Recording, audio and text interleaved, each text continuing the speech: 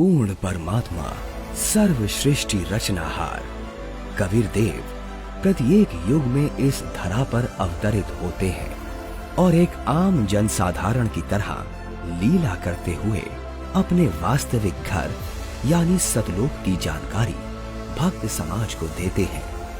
किंतु उस समय हर कोई परमेश्वर को नहीं पहचान पाता।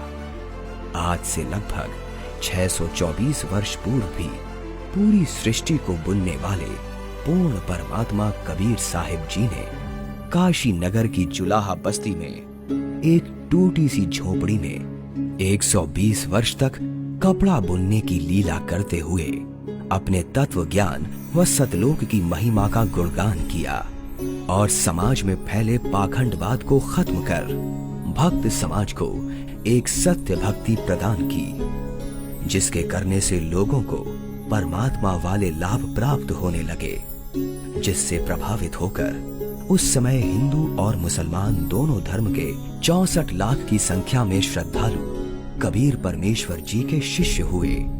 वहीं दूसरी तरफ कबीर परमेश्वर जी को एक आम भक्त, संत व गरीब जुलाहा समझ उस समय के मुल्ला, काजी, पंडित और ब्राह्मण कबीर साहिब जी की महिमा चारों तरफ फैलते हुए देख ईर्ष्यावश आए दिन उन पर जुल्म करने की असफल कोशिश करते ही रहते थे। उन्हीं में से एक थी राजा सिकंदर लोधी के धार्मिक पीर शेख तकी द्वारा काशी में भंडारे की झूठी चिट्ठियां डालकर परमेश्वर कबीर जी को बदनाम करने की साजिश। इस कबीर ने तो हम सभी का जीना हराम कर रखा है। हमने उसे मारने की कितनी बार कोशिश कर ली, लेकिन वो हर बार किसी न किसी तरह बच ही जाता है। अब नहीं बच पाएगा। अब की बार मैं ऐसा पैंतरा फेंकूंगा कि उसे काशी छोड़कर भागना ही पड़ेगा। ऐसा क्या सोचा है पीर जी? पास आओ।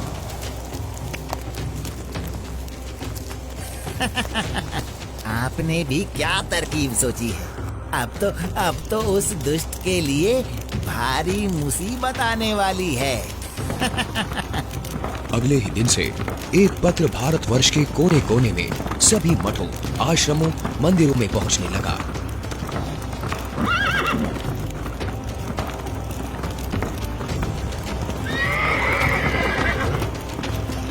पत्र में लिखा था, मान्यवर कबीर सेठ पुत्र नूर अली अंसारी, जुलाहों वाली कॉलोनी, काशी शहर में 3 दिन का धर्म भोजन भंडारा कर रहे हैं, जिसमें सर्व साधु संत आमंत्रित हैं। भंडारे में प्रतिदिन प्रत्येक भोजन के बाद 1 सोने की मोहर व दोहर दक्षिणा में दी जाएगी। भोजन में लड्डू, जलेबी, हलवा, खीर, दही बड़े, मालपुए, रसगुल्ले आदि आदि सब मिष्ठान खाने को मिलेंगे और साथ में सूखा सीधा भी दिया जाएगा। सभी शिष्यों को बता दो, भंडारे में सभी को चलना है।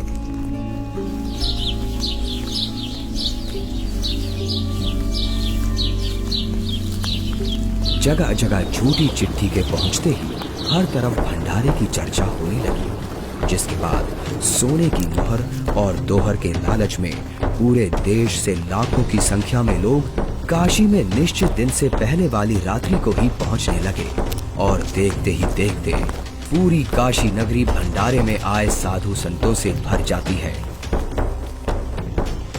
अरे भक्तों, आज इतनी भीड़ कैसे लगी है?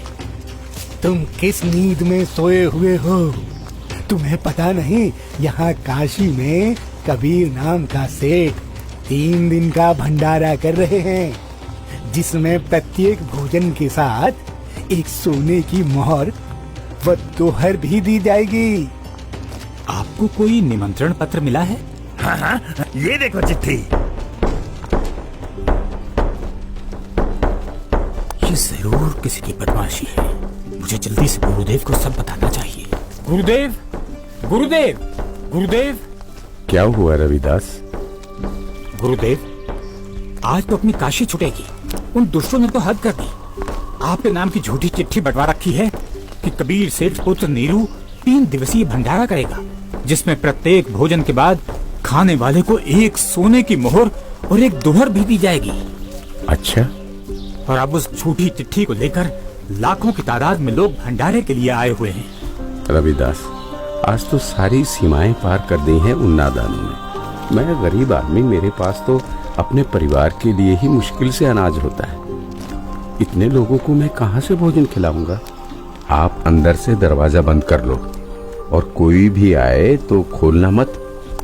जब कोई नहीं मिलेगा तो थक हार कर अपने आप वापस चले जाएंगे। गुरुदेव, ये नकली धर्म के ठेकेदार रोज आपके खिलाफ कुछ ना कुछ षड्यंत्र रचते ही रहते हैं। कोई बात नहीं रविदास, जैसे तैसे आज का दिन और निकाल लेते हैं। रात को निकल जाऊंगा मैं अपने परिवार को लेकर कहीं दूर। तंग आ चुका हूं मैं इनके इन रोज रोज के कारनामों से।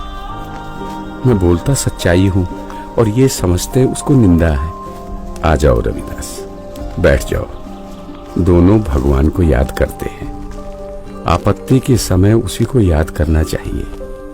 वही सबकी लाज रखते हैं, हमारी भी रखेंगे। जिसके बाद परमेश्वर कबीर जी अपने 2 रूप धारण कर, एक रूप में तो रविदास जी के साथ झोपड़ी में विराजमान रहते हैं तथा दूसरे रूप में ऊपर सतलोक में पहुंच जाते हैं।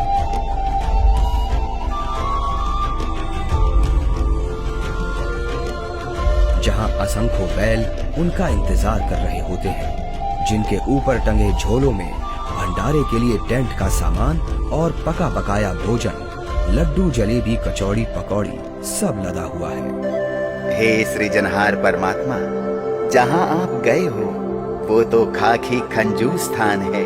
वहाँ सारी उम्र लगे रहते हैं, फिर भी खाने को भोजन तक अच्छे से नसीब नहीं होता। आपके आदेश से हमने सब कुछ तैयार कर रखा है। परमेश्वर कबीर साहिब जी वहाँ खड़े अनंत कोटि बैलों में से केवल 9 लाख बैलों को और सेवादार रूप में वही की कुछ हंस आत्माओं को लेकर एक पल में सतलोक से चलकर काशी में प्रकट हो जाते हैं।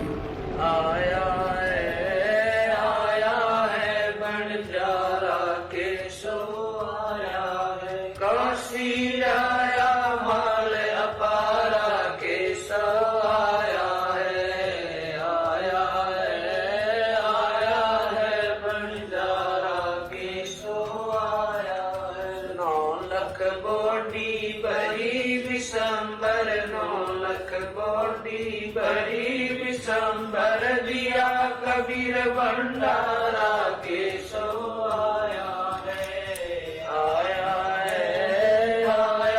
है भंडारा के सो आया है। धरती ऊपर तंबू ताने, धरती ऊपर तंबू ताने, चौपड़ के भंडारा के सो आया है।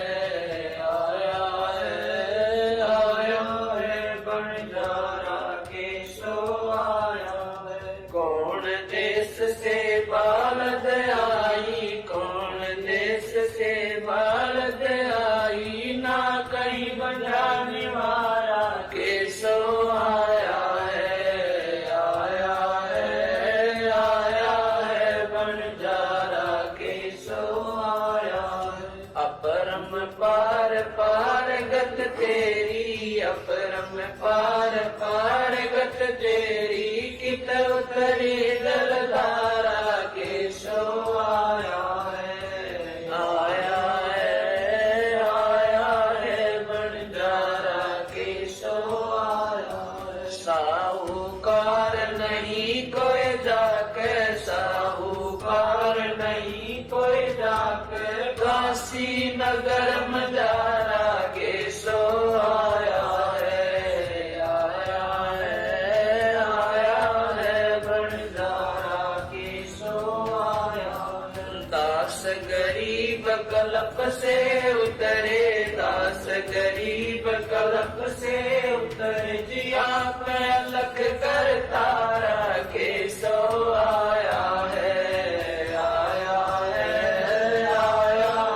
बंजारा के सो आया है। दास गरीब कलप से उतरे, दास गरीब कल्प से जिया पे अलग करता केशव आया है, आया है, आया है, बंजारा केशव आया है।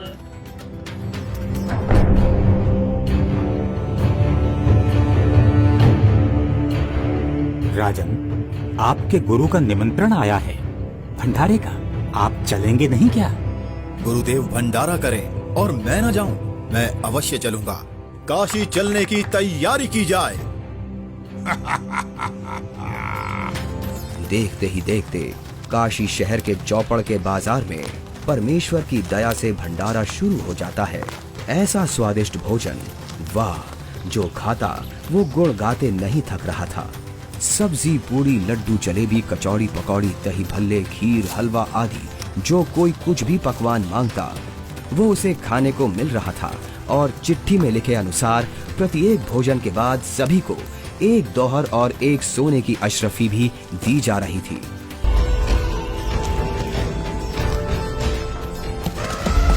उधर से दिल्ली के बादशाह सिकंदर लोधी भी, जो परमेश्वर कबीर जी का शिष्य हो चुका था, अपने धार्मिक पीर शेख तकी के साथ भंडारे में पहुंच जाता है।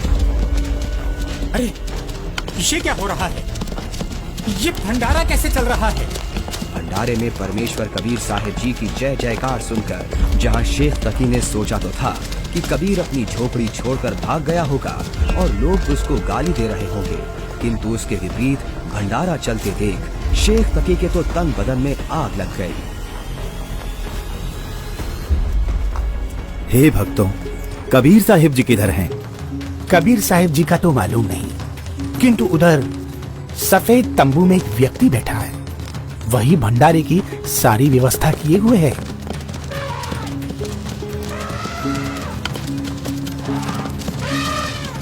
ये भंडारा कैसे चल रहा है?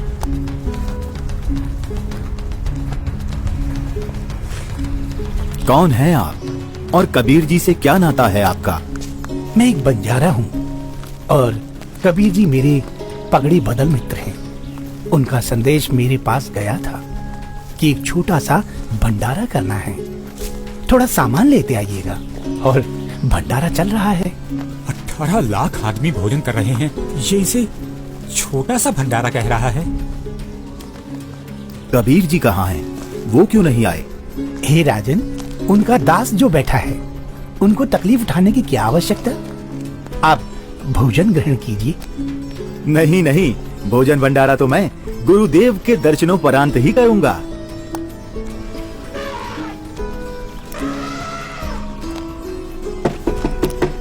हे गुरुदेव, लगता है उन्होंने हमें यहाँ भी खोज लिया। भीड़ शायद घर पूछते पूछते यहाँ तक पहुँच गई है। कोई बात नहीं, आप दरवाजा मत खोलना, कुछ देर बाद अपने आप चले जाएंगे। दरवाजा खोलिए परवरदिगार, दिल्ली से आपका दास सिकंदर आया है। राजन, हम दरवाजा नहीं खोलेंगे। इन लोगों ने तो आज सभी हदें पार कर दी हैं। मेरे नाम से झूठी चिट्ठी डाल रखी है। मैं कैसे निकलूं बाहर? इस बनारस में कोई सेठ भी मेरा ऐसा जानकार नहीं है जो मुझे पैसे उधार दे दे। मैं तो बड़ी मुश्किल से ताना बुनकर अपने परिवार का पालन करता हूँ। इन लोगों ने मेरा जीना मुश्किल कर दिया है। बस आज रात होने का इंतजार है राजन। रात होते ही मैं अपने परिवार को लेकर कहीं दूर चला जाऊंगा। है परवरदिगार, आप मुझे नहीं बहका सकते। आप ही अल्लाह अकबर हो। आपने देखो वहाँ क्या रंग लगा रखे हैं। एक बार दरवाजा खोल दो दाता, दास आपके दर्शन करना चाहता है। खोल दो दरवाजा। राजा सिकंदर लोधी के आग्रह करने पर परमेश्वर कबीर जी जैसे ही भंडारे में चलने के लिए खड़े होते हैं, तभी उनके सर पर अपने आप ही हीरे पन्ने से जड़ा हुआ एक बहुत ही सुंदर मुकुट आ जाता है और कुटिया से बाहर निकलते ही उस परम पिता पर आसमान से फूलों की वर्षा होने लगती है। रविदास जी, आज ये सेवा मुझ दास को दे दीजिए। आप तो रोजाना करते हो।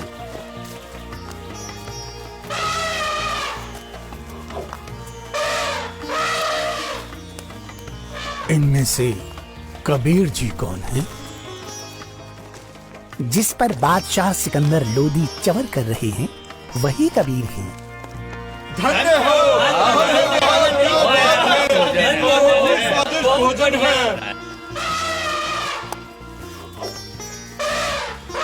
इसके बाद कबीर साहिब जी अपने ही दूसरे रूप केशव से मिलने के लिए उनके तंबू में आते हैं और जो ही परमेश्वर कबीर जी तंबू में प्रवेश करते हैं तो देखते ही देखते अपने आप उनके लिए एक सुंदर सिंहासन लगने लग जाता है जिस पर चारों तरफ हीरे पन्ने मोती जड़े हैं।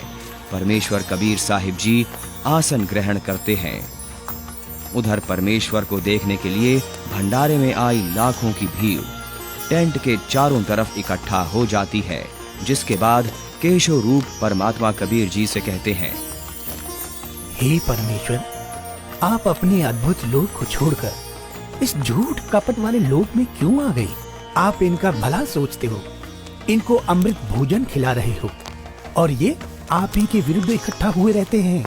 केशव, सब लोग मैंने ही रचे हैं, सबका धारण पोषण मैं ही करता हूँ। तू मेरे दुख को नहीं जानता, ये सब मेरे बच्चे ही हैं। अपनी अज्ञानता से ये काल के जाल में फंसकर भयंकर कष्ट उठा रहे हैं और उसी काल के प्रभाव से ये आज मुझे अपना दुश्मन मान रहे हैं। मैं इनको सत भक्ति देकर वापस लेने के लिए आया हूँ। परमेश्वर जी, आप हंस लोक को छोड़ इस जीव लोक में आए, जिनका हाड़, चाम और रक्त का बना शरीर है, जिसमें विष्ठा भरी पड़ी है। आप इनसे कैसे भक्ति कराओगे? केशव, भैंस या गाय आदि को बच्चा होने से पहले उसमें सिर्फ हाड़ चाम होता है, दूध नहीं होता। और जब बच्चा हो जाता है तो उसी हाड़ चाम के शरीर से दूध की बाल्टी भी भर जाती है।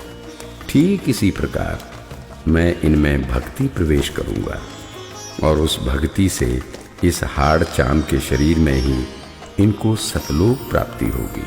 हे परमेश्वर, ऐसे लोक में जहाँ जमीन पर पांव रखते ही दंड लगता है, ऐसे गंदे लोक में आपकी रहनी पर मैं बलिहारी हूँ। वही शेख तकी की चाल उसी पर उल्टी पड़ गई। उसने लोगों को इकट्ठा तो इसलिए किया था कि कबीर किसी को भोजन करा नहीं पाएगा और लोग उसको गालियां देंगे, लेकिन कबीर जी ने उन इकट्ठा हुए लाखों भक्तों को 3 दिन तक मोहन भोजन भी खिलाया और सोने की मोहर व दोहर देकर सत्संग से उनका अज्ञान अंधेरा भी हटाया। फिर भी ये सब शेख तकी से देखा नहीं गया। उसके अंदर जलती ईर्ष्या की आग इतने महान समागम में भी कमी ही ढूंढ रही थी और इसी आग में शेख तकी मुंह बनाकर सिकंदर लोधी से कहने लगा, चलो राजन, इसने क्या भंडारा किया है? बहुत अच्छा सा किया है। ऐसे ऐसे तो हम 100 भंडारे कर देंगे। शेख तकी ने जब इतना कहा ही था कि बोलते बोलते उसका मुंह टेढ़ा का टेढ़ा ही रह गया और वो गूंगा बहरा भी हो गया। उसने कुल 52 बार कबीर साहिब जी पर जुल्म किए, परंतु ये उसके जीवन की आखिरी बकवाद थी जो उसने कबीर परमेश्वर जी के साथ की। 3 दिन तक समागम चला। तीसरे दिन सेवकों ने बचा हुआ सामान व टेंट आदि बैलों पर लाद दिया और चल पड़े।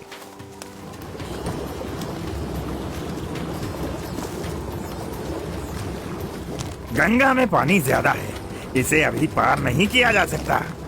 हाँ हाँ, अभी मत जाओ।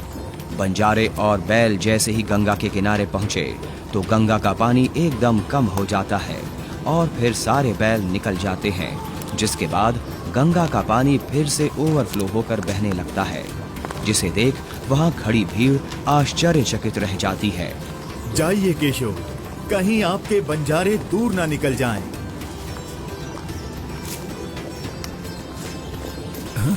ये क्या? कहाँ गए बैल, कहाँ गए बंजारे? राजन, जहाँ से आए थे वहीं चले गए। इससे पहले कि सिकंदर इस बात को समझ पाता, उसी समय केशव भी कबीर जी के अंदर समा गए। सिकंदर दंग रह गया, रोते हुए कबीर परमेश्वर जी के चरणों में दंडवत की। बंदी छोड़ साहिब की हो। इस प्रकार परमेश्वर कबीर साहिब जी ने उन दुष्टों की इस साजिश को भी नाकाम करते हुए यह लीला की और भक्त समाज के सामने एक उदाहरण पेश किया कि चाहे कोई गरीब हो या अमीर, भगवान की भक्ति हर इंसान कर सकता है। जैसे मैंने कपड़ा बुनकर अपना व अपने परिवार का पेट पाला और भक्ति भी की, तो समय आने पर परमात्मा ने मेरी लाज भी रखी। उसी प्रकार आप भी मुझ पर यानी परमात्मा पर विश्वास करो और भक्ति करो। फिर देखना, जब कभी भी आपको मेरी आवश्यकता होगी तो मैं आगे खड़ा मिलूंगा। पर्वत पर्वत मैं फिरा, कारण अपने राम, राम सही के संत मिले, जिन सारे सब काम सच्चा है। अभी आपने देखी सत्य घटना पर आधारित 2D एनिमेशन वीडियो।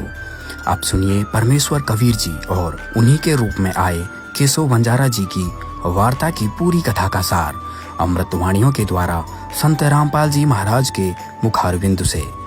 चौपड़ के बाजार फिर कर आए के सो पास, गरीबदास कुर्बान गति क्या क्या कहूँ विलास। पाट पटम्बर बस गए ऊपर हीरे लाल, गरीबदास साहेब धनी डाये मुक्ता माल। केसो और कबीर का तंबू माई मिलाप, गरीबदास 8 पैर लग गोष्ठी निजगर गाप। केसो कहत कबीर से पूछत बाता बीन, गरीबदास क्यों उतरे ऐसे मुल्क मलीन।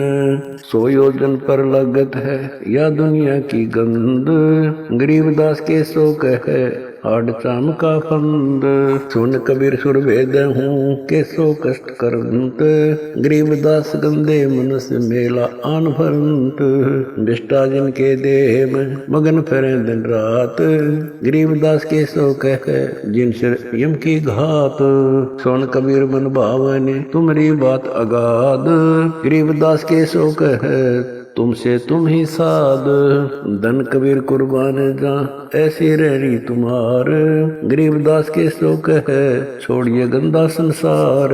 नरक भरे तिस उदर है रुदर भरी सब देह, गरीबदास के शोक है या मनुष्य मुखे है। राम नाम कैसे भोर नरक नगीन शरीर, गरीबदास के शोक है विलंबे कहाँ कबीर।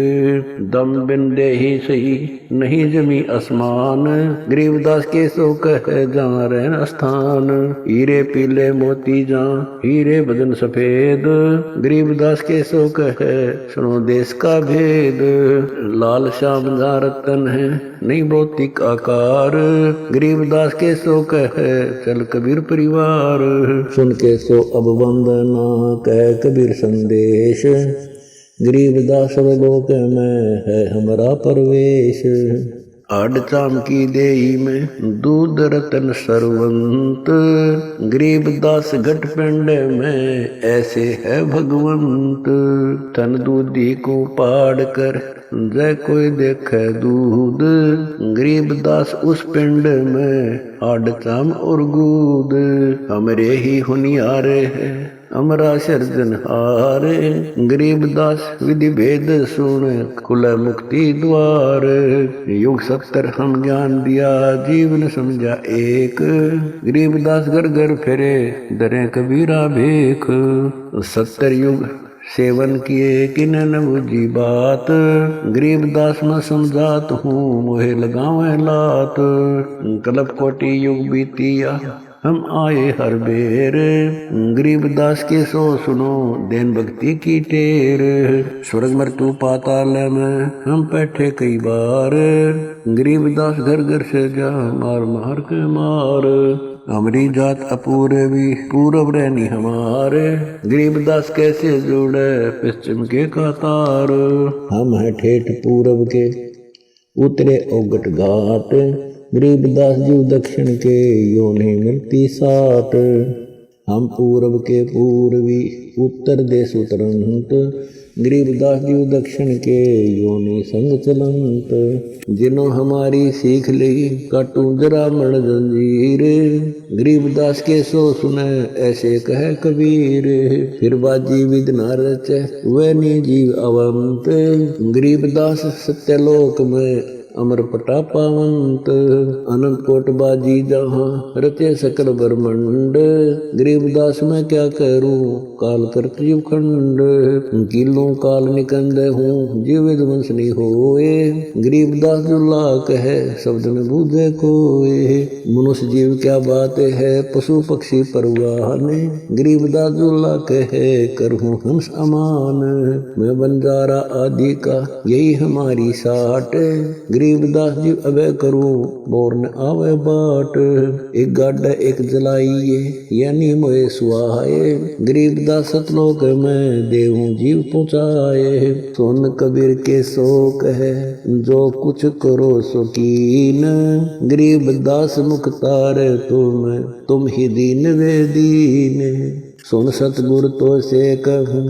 तुम हो दीन दयाल गरीबदास आदीन में तुम साहिब अब्दाल अनंत कोटि ब्रह्मांड को तारत लगे नेवार गरीबदास के शोक है तुम ही दारमदार तुम ही दारमदार हो यहाँ कल्प नहीं इंच गरीबदास के शोक है सब तुमरे ही परपंच के सोचले सौदाम को 9 लाख बोली लीन गरीबदास बंधन किया बाजत है सुरबीन के सो और कबीर जित मिलत बेता एक दास गरीब कबीर हरि धरते नाना भेख बंजारे और बैल सब लाए थे भरमाल गरीबदास सतलोक को चले गए तत्काल आवत जाते ना लखे कौन नाम प्रकाश गरीबदास बूझ है कहा गए हरिदास